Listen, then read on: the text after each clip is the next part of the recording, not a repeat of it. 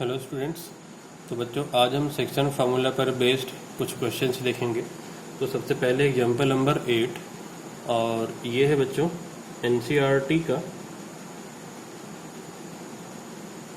Exercise 7.2 का question number 1। तो एक बार आप क्वेश्चन बुक से पढ़ लो, फिर हम स्टार्ट करते हैं। आप एक बार क्वेश्चन पढ़ लो बुक से। तो यहाँ पर बच्चों क्या गिवन है क्वेश्चन नंबर 1 में, यहाँ पे हमको 2 पॉइंट गिवन है -1,7 और 4,-3। तो हम ड्रॉ कर लेते हैं इसे।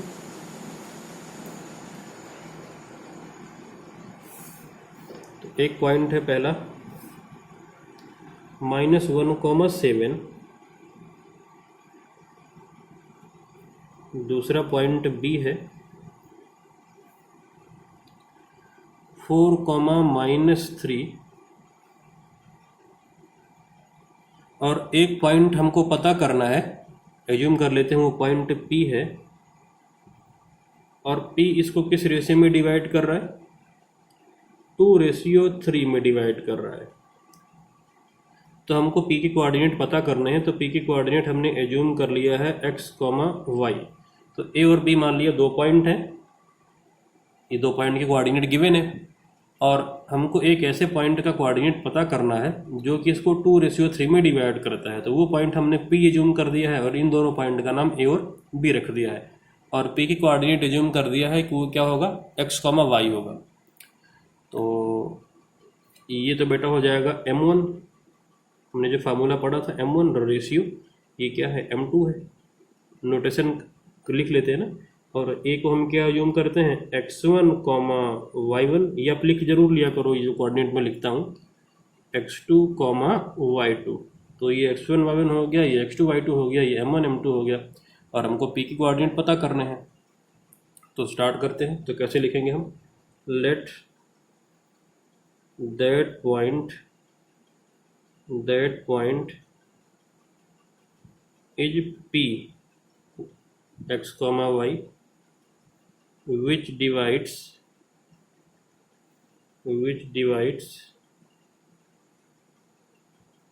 a -1,7 and b 4,-3 in 2:3। तो हमने यहाँ पे बेटा क्या एज्यूम कर दिया है कि हमने एज्यूम कर लिया है कि वो पॉइंट P है जो कि A और B जिनके के कोऑर्डिनेट ये लिखे हुए हैं इनको 2:3 में डिवाइड करता है। तो अब देखो कोऑर्डिनेट के लिए फार्मूला क्या होगा, आपको पता ही है फार्मूला क्या होगा। x इक्वल टू क्या होता है m1 x2 plus m2 x1 upon में m1 प्लस m2। तो x कोऑर्डिनेट क्या हो जाएगा, वैल्यू पुट कर दो, m1 x2 तो 2 × 4 प्लस m2 × x1 तो 3 × -1 अपॉन m1 प्लस m2 तो 2 + 3। तो ये अब कितना हो जाएगा 8 - 3 अपॉन 5। तो x कितना हो जाएगा 5/5 इम्प्लाइज दैट x आ जाएगा बेटा 1। तो x कोऑर्डिनेट तो 1 हो गया है। अब सेम फार्मूला आप y के लिए यूज कर लो। तो y के लिए फार्मूला क्या हो जाएगा, same formula m1 y2 plus m2 y1 upon m1 plus m2, value put करो y m1 y2। तो m1 y2 देखो m1 y2 तो 2 × -3 तो 2 × -3 प्लस m2 y1 3 × 7 और अपॉन में क्या हो जाएगा बेटा 2 + 3 m1 प्लस m2 2 + 3। तो अभी क्या हो जाएगा -6 प्लस 7 × 3 = 21 अपॉन 5। तो 21 - 6 15 हो जाएगा, 15/5। तो y हो गया है बेटा 15/5, इम्प्लाइज दैट y की वैल्यू कितनी आ गई 3। तो y आ गया 3 और x आ गया 1। तो कोऑर्डिनेट ऑफ p क्या हो जाएगा, x, y था तो 1, 3 हो जाएगा। तो आंसर आप लिख दो लास्ट में। हेंस कोऑर्डिनेट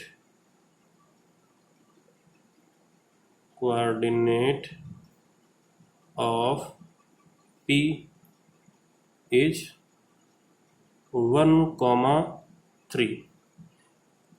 ये बेटा फाइनल आंसर आ गया हमारा। अच्छा, अब इम्पॉर्टेंट पॉइंट इसमें क्या आपको ध्यान रखना है, इसमें क्या गिवन था, इसमें तीनों कोऑर्डिनेट गिवन थे। इसमें क्या गिवन थे, दोनों कोऑर्डिनेट और रेशियो गिवन था।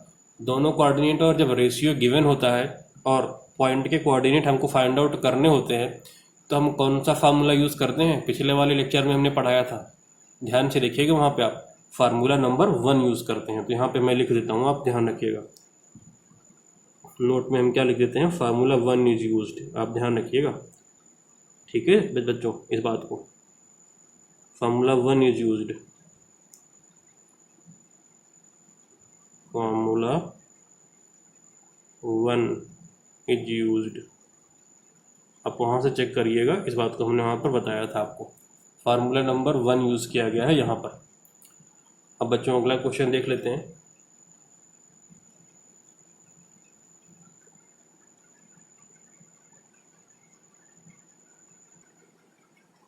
तो बच्चों अगला क्वेश्चन है एग्जाम्पल नंबर 9 और ये एनसीईआरटी एक्सरसाइज 7.2 का सेकंड क्वेश्चन है। तो एक बार बच्चों आप वहाँ से क्वेश्चन पढ़ लो, फिर आप इसका सोल्यूशन देखिए।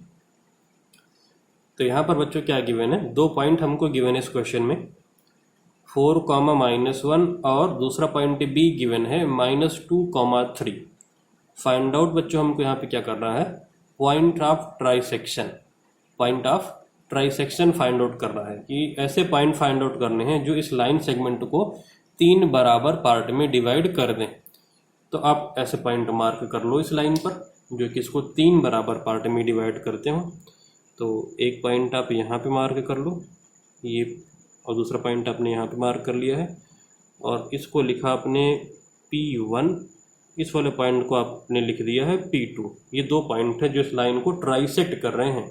ट्राइसेक्ट मतलब ये तीनों आपस में क्या है, इक्वल हैं। अब हमको इन सब पॉइंट से कोऑर्डिनेट फाइंड आउट करना है बच्चों। तो कैसे करेंगे जरा ये देखते हैं। तो उसको आप 2 पार्ट में करो। पहले पार्ट में क्या करो बेटा आप कि इस केवल P1 पॉइंट के कोऑर्डिनेट फाइंड आउट करो with the help of A and B, then आप P2 के कोऑर्डिनेट फाइंड आउट करोगे, ठीक है। तो पहले एज्यूम कर लेते हैं, let the points of trisection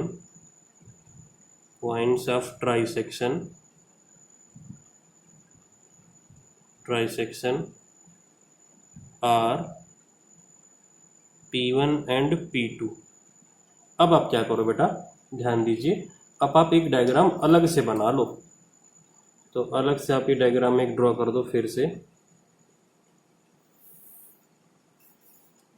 और पॉइंट्स को मेंशन कर लो। ये ए पॉइंट है, यहाँ पे कोऑर्डिनेट क्या है ए का 4, -1, और ये बी इसका कोऑर्डिनेट है -2, 3।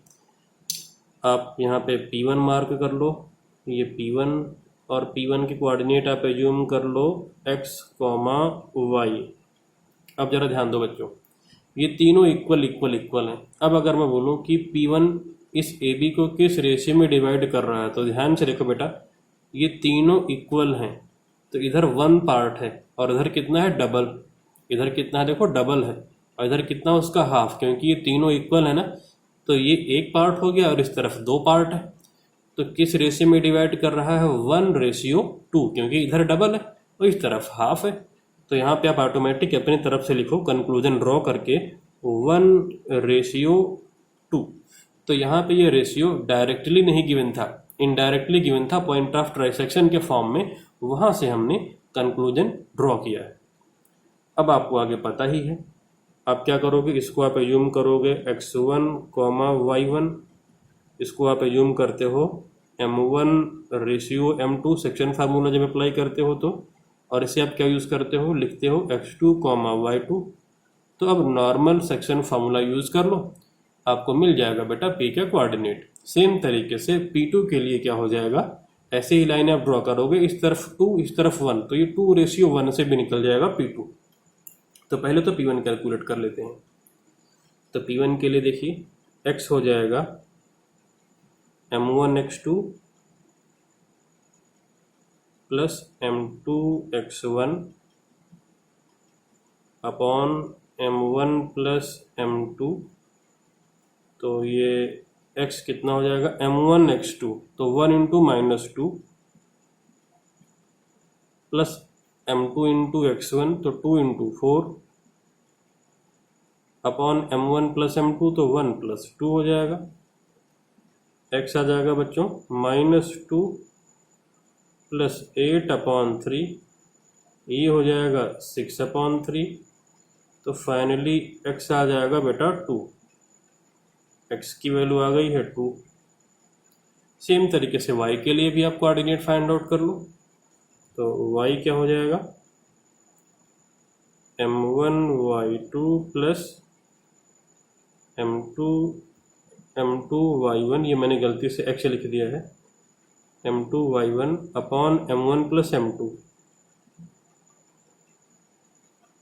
तो ये हो जाएगा बेटा m1y2 1 इंटू 3 प्लस m2y1 तो 2 into -1 upon m1 plus m2 तो 1 प्लस 2। तो ऊपर हो जाएगा 3 -2, तो ये हो जाएगा 3 -2 अपॉन 3। तो y कितना आ जाएगा, 1/3 आ जाएगा। तो y बच्चों कितना आ गया, 1/3 आ गया। तो इस तरीके से p1 के कोऑर्डिनेट आ गए 2, 1/3। ठीक है, सेम प्रोसेस आप p2 के लिए यूज़ करोगे और इसके भी कोऑर्डिनेट आ जाएंगे। एक तरीका तो ये हुआ। दूसरा ऑल्टरनेट तरीका है, क्या है, क्योंकि p1 के कोऑर्डिनेट हमको मिल गए हैं, तो अगर आप देखो तो p1b का मिड पॉइंट है p2, तो आप यहाँ पे चाहो तो मिड पॉइंट फार्मूला भी यूज कर सकते हो, मर्जी है आपकी। तो अगले पेज पर आते हैं और देखते हैं इस बात को हम। तो p2 के कोऑर्डिनेट फाइंड आउट करने के लिए देखो दो रास्ते हैं, क्या क्या है। आप अगेन सेम तरीके से डायग्राम ड्रॉ करो, p2 इधर आएगा, ये रेशियो 2:1 हो जाएगा। सेम प्रोसेस फॉलो करो, p2 के कोऑर्डिनेट आ जाएंगे। एक तो वो तरीका है। दूसरा वाला तरीका मैं डिस्कस कर लेता हूं कि और शॉर्ट तरीके से हम कैसे फाइंड आउट कर सकते हैं। तो बच्चों p1 के कोऑर्डिनेट क्या आ गया है, तो पहले तो आप लिख लो। तो हेंस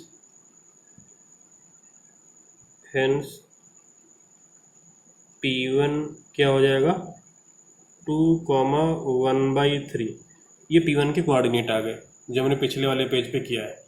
p1 को मेंशन कर दिया, b को मेंशन कर दिया, और इन दोनों का मिड पॉइंट देखो p2 होगा। देखिए फिर से p1 और b, इन दोनों का मिड पॉइंट क्या होगा, p2, क्योंकि ये दोनों इक्वल हैं। तो यहाँ पे आप पॉइंट मेंशन कर दो p2, और इसके कोऑर्डिनेट आप बेटा एज्यूम करो x, y।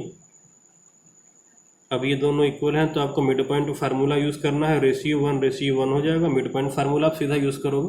तो आप लिखो यहाँ पे since p2 is the mid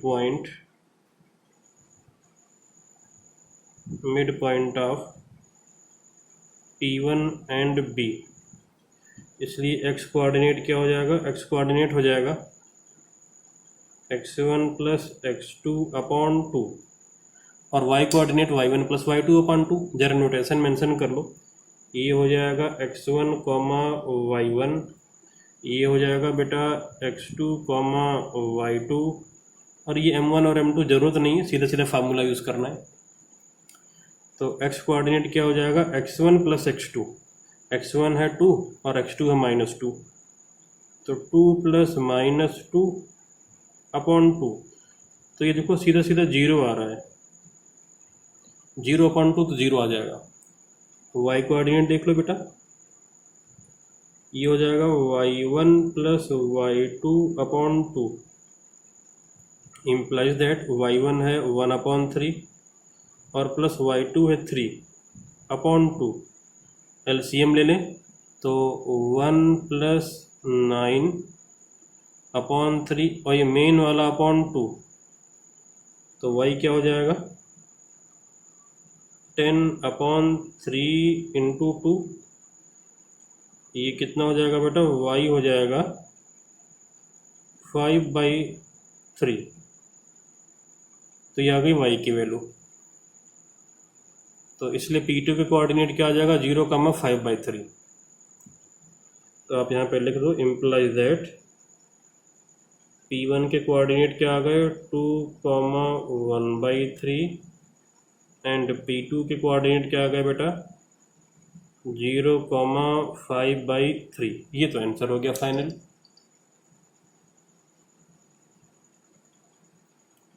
अब प्रिकॉशन, इसमें एक सावधानी क्या रखनी है, जो बच्चे गलती कर देते हैं, कैलकुलेशन का पार्ट है वो, ये अपॉन वाला चक्कर वो प्रॉब्लम करते हैं। हमने एक बार डिस्कस इसको आपसे किया भी है ट्रिगो में। तो देखो इसको आप कैसे टैकल करोगे, ये हो जाएगा बेटा 10/3 और अपॉन क्या है 2 है, अपॉन 2 मेन वाला अपॉन देखो ये है, मेन वाला अपॉन कहाँ पे, यहाँ पे है। तो इसको आप कैसे टैकल करोगे, बच्चे कई बार सॉल्व नहीं कर पाते सर कहाँ पे मल्टीप्लाई होगा। तो उसका तरीका क्या है, इसको आप ऐसे समझो 10/3 और अपॉन मतलब क्या हुआ डिवाइड बाई, क्या डिवाइड बाई है 2 है, 2 मतलब 2/1 हो सकता है, 2 को क्या लिख सकते हो 2/1। दैट मीन्स कि ये हो जाएगा 10/3 मल्टीप्लाई 1/2, तो फाइनली क्या आ जाएगा 5/3। तो ये तरीका होता है इसका समझने का। जैसे कि मैंने एक बार बताया भी है, इस बात को मैंने इस तरीके से समझाया था एक बार कि जब कभी ऐसा लिखा हो बेटा a/b डिवाइड बाई c/d लिखा हो, तो यहाँ पे आप क्या करते हो, फर्स्ट फोर्थ ऊपर चले जाते हैं AD और नीचे आ जाता है सेकेंड और थर्ड BC। ये फर्स्ट, ये सेकेंड, ये थर्ड, ये फोर्थ, तो एक्सट्रीम्स फर्स्ट फोर्थ ऊपर और मिड्स बीच वाले मिड्स B और C वो नीचे। ये कैसे हुआ, इसको आप इस तरीके से समझ सकते हो कि a/b डिवाइड बाई c/d, इसको आप ये पढ़ सकते हो और ये पलट जाता है फ्रैक्शन, आपको पता है ये हो जाएगा a/b divide multiply by d/c। तो फाइनली ये आता है AD/BC, इसलिए ऐसा होता है बच्चों। अच्छा यहाँ पर देखो क्योंकि कुछ नहीं था तो 2 के नीचे 1 लगा लेते आप, तो 10/3 डिवाइड बाई 2/1, तो 1 और 10 ऊपर और ये मिड्स 2 और 3 नीचे आ गए। तो इस तरीके से आप डायरेक्टली इसको कर लेना, बार बार ये पूरा समझने की जरूरत नहीं है, ये बेसिक्स था इसलिए मैंने यहाँ पे एक बार डिस्कस कर दिया है। अब इसके बाद बच्चों देखते हैं नेक्स्ट क्वेश्चन।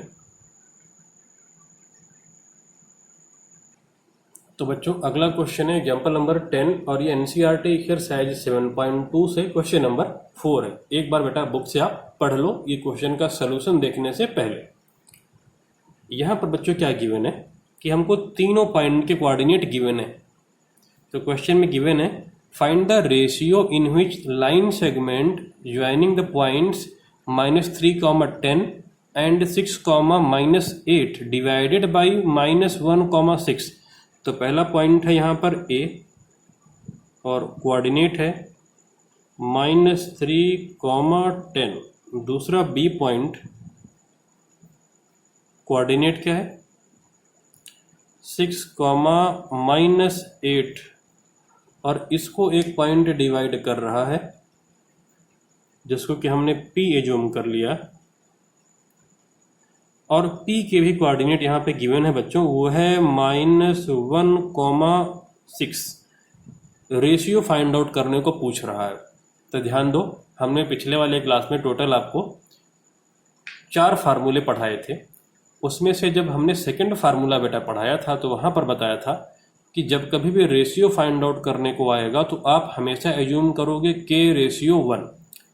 हमने बताया था बेटा कि तीनों पॉइंट के कोऑर्डिनेट और ये रेशियो टोटल 4 चीज़ें होती हैं। इनमें से कोई सी भी अगर 3 गिवन है तो आप चौथा फाइंड आउट कर सकते हो। फार्मूला नंबर 1 में क्या था कि A और B के कोऑर्डिनेट और रेशियो गिवन होते थे। पॉइंट के कोऑर्डिनेट हम लोग फाइंड आउट करके लाते थे। यहाँ पे मामला उल्टा है, यहाँ पे तीनों पॉइंट के कोऑर्डिनेट गिवन है और रेशियो फाइंड आउट करना है। वहाँ पर हमने बताया था कि अगर आप m1 और m2 एज्यूम करोगे बेटा तो दो वेरिएबल हो जाएंगे, तो दो वेरिएबल लेने की ज़रूरत नहीं है, आप के रेशियो 1 एज्यूम करोगे। तो आप क्या एज्यूम करोगे, के रेशियो 1। अब सारे नोटेशन आप मेंशन कर लो। ये हो जाएगा x1, y1 और के रेशियो 1 क्या हो जाएगा, ये m1 रेशियो m2 होता है हमारा। अच्छा, इधर क्या हो जाएगा x2, y2 और ये क्या है होता है, हमेशा इसको हम लिखते हैं x, y से। सारे नोटेशन लिख लिए, क्योंकि केवल एक वेरिएबल है तो एक फार्मूले से ही काम चल जाएगा। तो आप लिखो यहाँ पर let the point P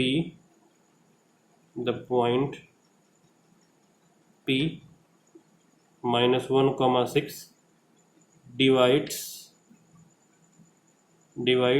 A -3, 10 and B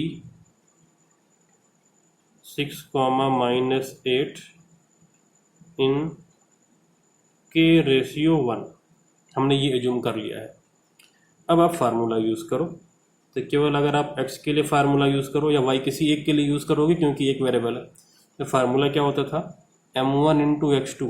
तो यहाँ पे क्या हो जाएगा kx2, क्या हो जाएगा kx2 plus m2 into x1, तो 1 इंटू x1 दैट मीन्स कि केवल x1 अपॉन में m1 plus m2 that means कि k प्लस 1। सारी वैल्यूज पुट करो। x कितना है देखो बेटा, -1 है, तो x हो गया -1 इक्वल टू kx2। तो k और x2 है 6, तो 6k प्लस x1, तो x1 कितना है -3, तो प्लस -3 दैट मीन्स कि -3 अपॉन m1 प्लस m2 या k प्लस 1 हो जाएगा। ये क्रॉस मल्टीप्लाई कर दो इधर, तो ये हो जाएगा -k -1 इक्वल टू 6k -3। ये -k को राइट पे ले जाओ और -3 को लेफ्ट पे ले आओ, तो ये हो जाएगा 3 - 1 इक्वल टू 7k। तो यहाँ पे k कितना आ जाएगा, k आ जाएगा बच्चों 2/7। 2/7 आ गया। इसका मतलब p किस रेशियो में डिवाइड कर रहा है, 2/7 रेशियो 1। तो आप इसको इस तरीके से लिखोगे, implies that p divides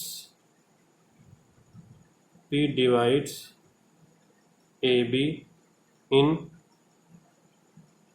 2/7 ratio 1। के रेशियो 1 था, इसको सिंप्लीफाई करके जब भी आप लिखोगे तो ये जो अपॉन में ही वो राइट में चला जाएगा, दैट मीन्स कि 2/7 हो जाएगा।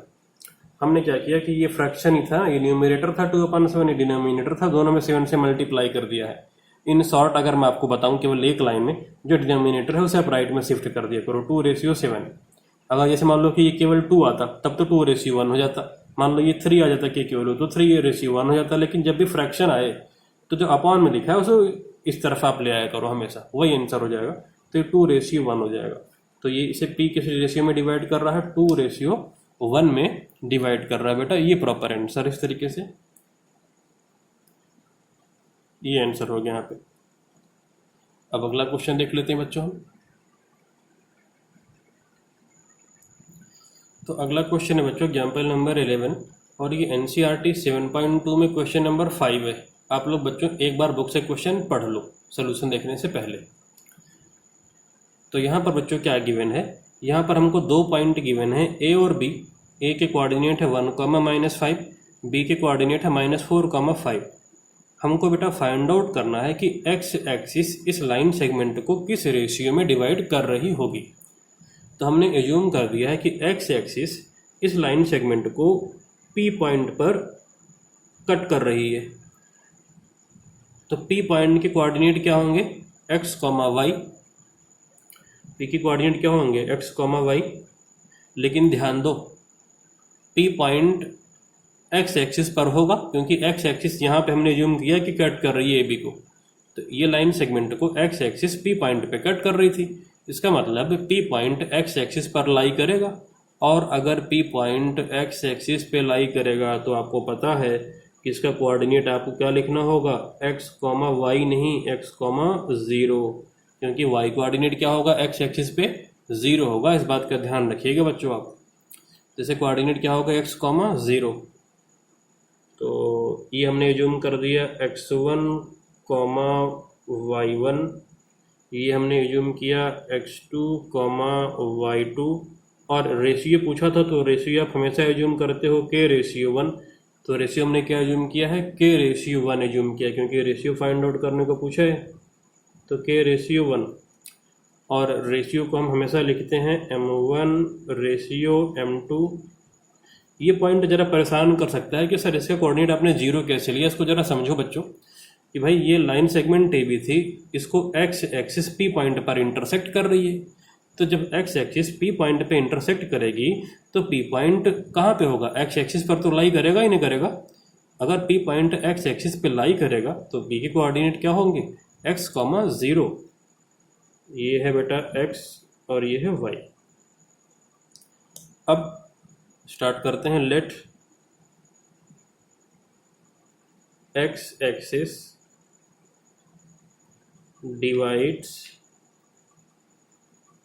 divides the line segment